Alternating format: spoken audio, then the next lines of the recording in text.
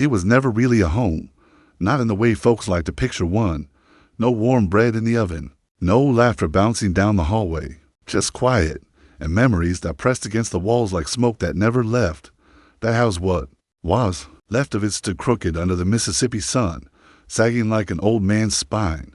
Charred blackwood, windows long gone, vines wrapping tight around its bones like they were trying to pull it back into the earth. And at that window, what used to be the front parlor, stood a woman, wrinkled face, still, eyes like burnt sugar, and storm clouds. Evelyn Thompson, you're watching Injustice Browen, and I'm Mark Joie. If this story moves you, subscribe, leave a comment, and tell us what truth you're holding on to. Because some stories, they live in silence for too long. Evelyn didn't speak much anymore. She didn't need to. Her silence spoke louder than most folks shouting. Every Sunday morning, she'd sit in the chair her mother once nursed babies in and stare out that broken window. Nobody asked what she saw, but if they did, she probably wouldn't answer. That house wasn't just wood and nails. It was a tombstone for things no one ever mourned properly. Her grandfather, Elijah Thompson, built it after coming home from France in 1919, wore a soldier's uniform overseas, but came back to find out his skin still made him a target. He poured his rage into the foundation, mixed concrete with callous hands and memories of trenches. They tried to kill him once, after he refused to step off the sidewalk for a white boy in town. Why he lived, somehow, he always lived. Evelyn used to ask him why he never left. Why not go north, where things weren't as mean? He'd just grunt and say, roots don't run, but roots rot to, and she learned that the hard way.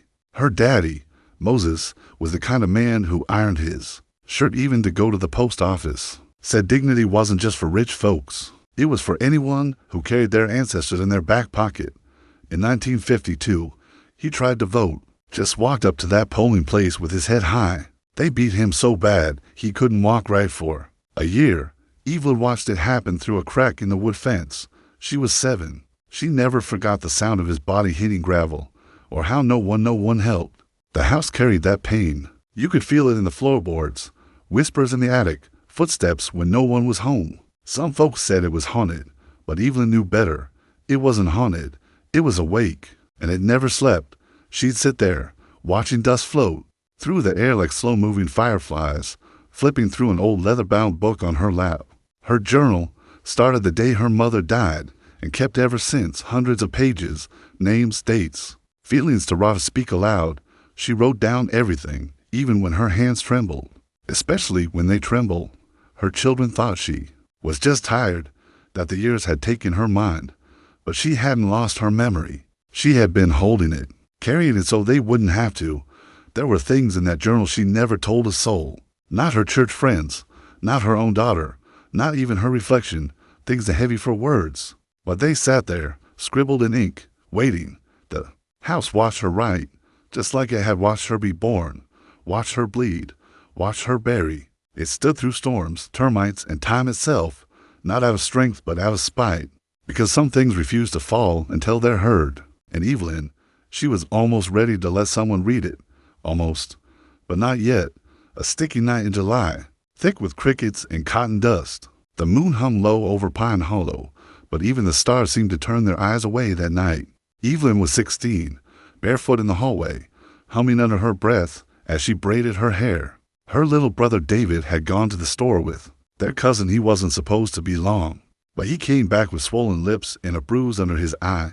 Evelyn didn't ask what happened. He just said, I looked at her along and went quiet. Everyone knew what that meant. The sheriff's son, Clyde Porter Jr., had been circling the corner store like a vulture, 18, drunk, always had his father's badge in his back pocket and a loaded shotgun in the truck. Folks whispered he was trouble, but in Pine Hollow, white boys didn't need proof to burn the world down.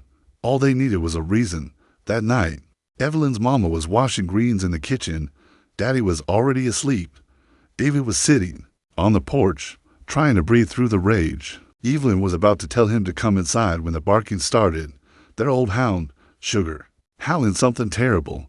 Then came the bottle, smashed through the window. Fire danced up the curtains like it had been waiting years to stretch its legs. Another crash, then another. The smell of gas rolled in like a storm. Evelyn's mama screamed. Her daddy didn't wake up fast enough. Flames licked the ceiling. Walls peeled open. Smoke filled her lungs before she could finish saying her brother's name. The front door was already gone swallowed whole in red. Evelyn ran down the hallway, coughing, heart hammering.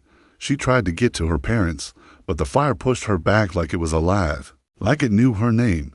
The only thing left was the crawl space, barely big enough for her and the dog. She dropped down, scraping her legs. Sugar was already there, body stiff, eyes open. He must have tried to get under when the second bottle hit.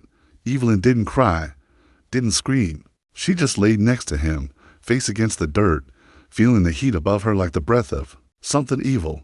Through the cracks in the floorboards, she watched her house die. She could hear her mama's voice, not yelling, singing a soft hymn, somewhere between fear and surrender. Then silence. She stayed like that for hours, listening, breathing smoke. The boards creaked, nails popped, ash rained down in flakes. The fire wanted her, but it couldn't find her, and somehow that made it worse. When the morning came, she crawled out covered in soot and blood. The sun hit her face, and she looked up to see half the town gathered at the edge of the yard, not helping, just staring. Clyde Jr. stood with his father, laughing. Evelyn stood barefoot on the ashes of her life, and no one moved, no rest, no charges, just a shrug. Sheriff Porter said, "Can't prove who did what," said it with smoke still rising behind him. A week later, her mother was gone. Stroke, they said, but Evelyn knew the truth. Her heart had burned with the house.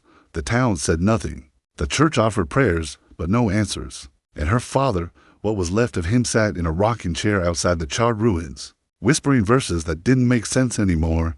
They sent Evelyn to Detroit, to her aunt's cold apartment on the east side, said it was for her safety. But Evelyn knew better. The town didn't send her away to protect her. They sent her away because she had survived, and that was the real offense. The fire hadn't taken her, and they never forgave her for it. In Detroit, she learned to keep her voice low and her back straight. She never spoke about that night, never told anyone about Sugar, or the singing, or the smell of skin and timber turning to dust. But she wrote it down, every word, in that same leather journal. She didn't write to heal. She wrote to remember, because forgetting would mean they won. And Evelyn Thompson didn't survive to let them win. Jack said, Detroit, 1994, the cold had a different kind of bite up north. Less venom, more silence. But silence could choke you just the same. Evelyn's apartment was small.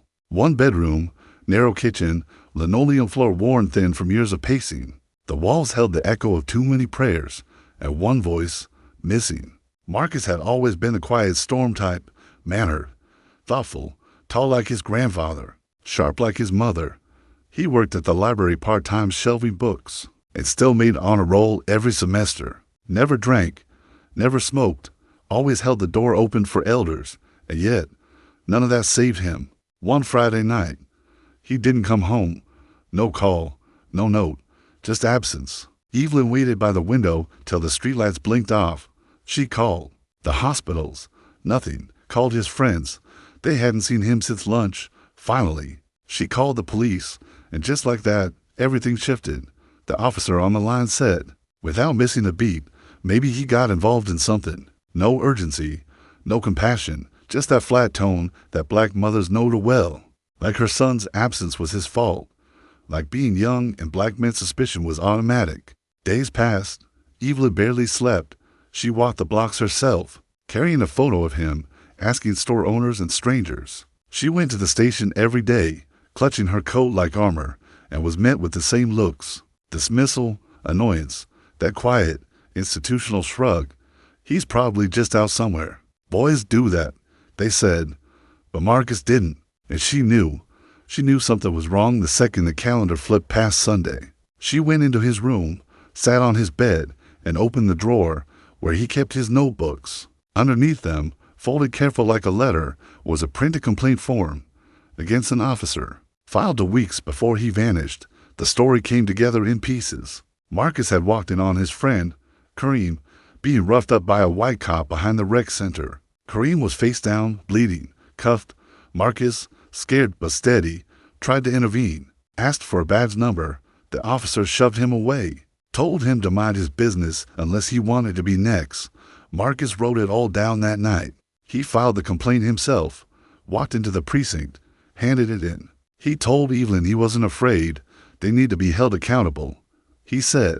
And then he disappeared. Evelyn took the paper to the precinct. They said there was no record of it.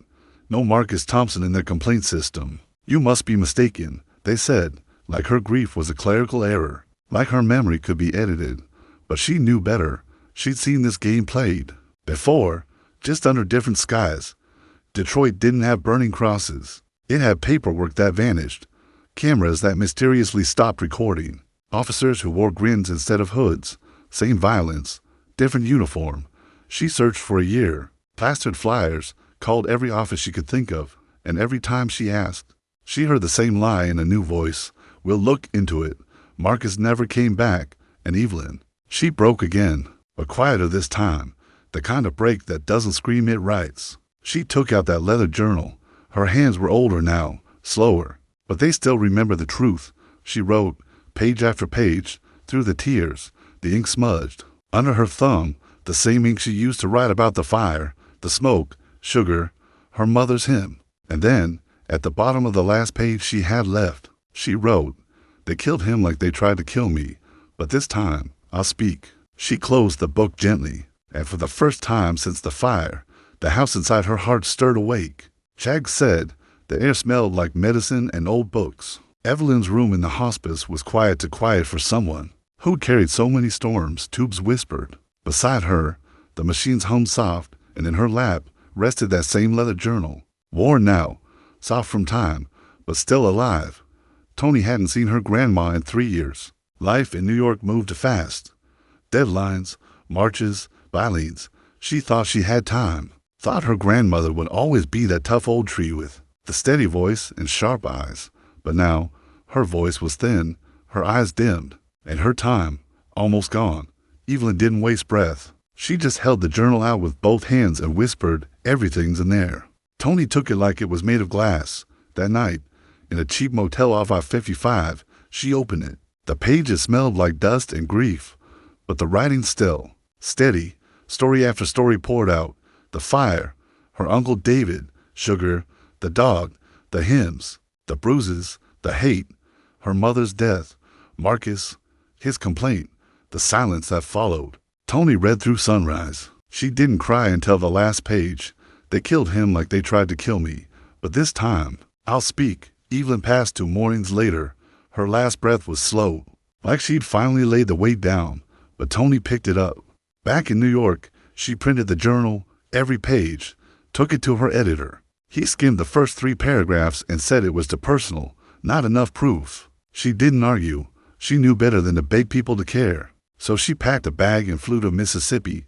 Pine Hollow hadn't changed much. Roads still cracked. Air still heavy. The trees leaned like old men in pain. The Thompson house was still standing, barely, a blackened skeleton half-eaten by time. But it held. She stepped inside the ruins, her boots crunching over broken glass and history. Sunlight poured through holes in the roof. The walls were scorched, but something about them felt sacred. She stood in the center of what used to be the living room and whispered, I'm here. It was then she started digging. Local archives, courthouse basements, conversations with elders who never forgot, just stayed quiet. An old woman at a diner pulled her close and said, we knew Clyde did it. Everybody knew. But his daddy was sheriff. Back then, truth didn't matter. Tony nodded. Still doesn't, she said.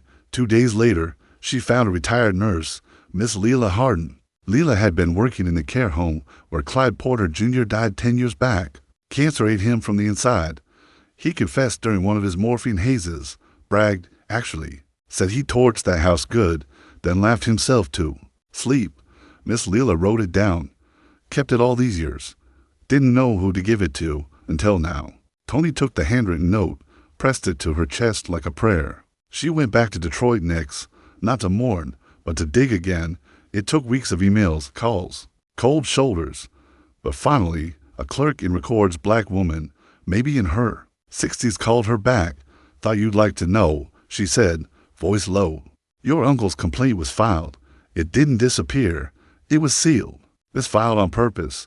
She sent the scan form, Marcus's name, the date, the officer's badge number, all there, plain as day. Tony stared at it for a long time. Not because it was shocking, but because it wasn't. She had the truth now, all of it.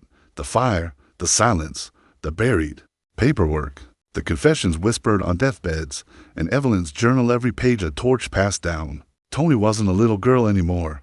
She was the storm now, and this time, the fire wasn't coming to destroy, it was coming to expose. She booked a one-way flight back to Mississippi. It was time the house finally told the world what it had been holding in its walls. You said, Jack said, the article went up on a Sunday. No flashy headline, just the truth. Toni laid it out like a eulogy. The fire that swallowed her family's past, the system that buried her uncle's voice, and the journal that held it all together like brittle glue. She didn't beg for sympathy. She demanded attention. She named names, dates, towns, the nurse's confession, the sealed complaint, and her grandmother's words, scrawled in ink that had outlived every lie. She thought maybe a few hundred people might read it, but by Tuesday morning, it was everywhere. The comments came like rain, some full of rage, some of apology, most just shock. Folks said they'd never heard of Pine Hollow. They had now. News crews parked outside the skeleton of that house, their cameras chasing ghosts that had always been there. Toni didn't talk to them. She said what she needed to say already. The Mississippi archives were forced to reopen the 1963 arson file. It had never been closed, just sealed behind insufficient evidence. Now, they had a deathbed confession. Nothing legally binding, but it was enough to strip Clyde Porter's name from the memorial wall at the local courthouse. In Detroit, the complaint Marcus filed was pulled from the shadows. The officer, now retired and working private security, was relieved of all duties and public trust, whatever that meant. No charges stuck. Too much time had passed, they said, but it didn't matter, because the silence had broken. The shame was no longer Evelyn's to carry. It was theirs. At the funeral, the church was packed with people Evelyn never met, people who read her words and felt something crack open, young black girls with notebooks, grandmothers holding their sons' baby pictures, a white man in the back row wiping his eyes, maybe guilt, maybe grief, maybe both. Toni stood at the pulpit, journal in hand. Her voice was steady, but her hands trembled as she opened to the final entry. She wrote this the night Marcus didn't come home. Toni said it was the last thing she ever put on paper. She looked up at the crowd. They killed him like they tried to kill me, but this time I'll speak. A hush filled the room, thick, holy, and she did, Toni said, and now so will I later that evening. Just before sunset, she drove back to the house. No cameras this time, no reporters, just her. The air was still. Bugs sang somewhere in the fields. The roof had caved in weeks ago. The vines had climbed even higher. She stepped over the porch that once held her grandfather's chair and walked. Inside the frame, she pulled a photo from her coat pocket. Marcus, grinning in his graduation robe, and Evelyn, her arm around him, smiling like the world hadn't broken her yet. She found the spot where the kitchen used to be, set the photo down on the old stove. Then she whispered, "It's done." And something in the air shifted. The breeze picked up. A window frame fell. A beam leaned until it gave way with a groan, would crack like old bones. Dust rose, soft and slow. As the house finally gave into gravity, it collapsed not in violence, but in surrender. Not because it was defeated, but because it was free. Toni didn't cry. She just stood there, hand over her heart, listening to the last breaths of something that had waited a lifetime to let go. She walked away without looking back, because when the story is finally told, the house doesn't have to hold it anymore. The fire came again, but this time, it didn't burn. It cleansed, it honored, and it ended with truth.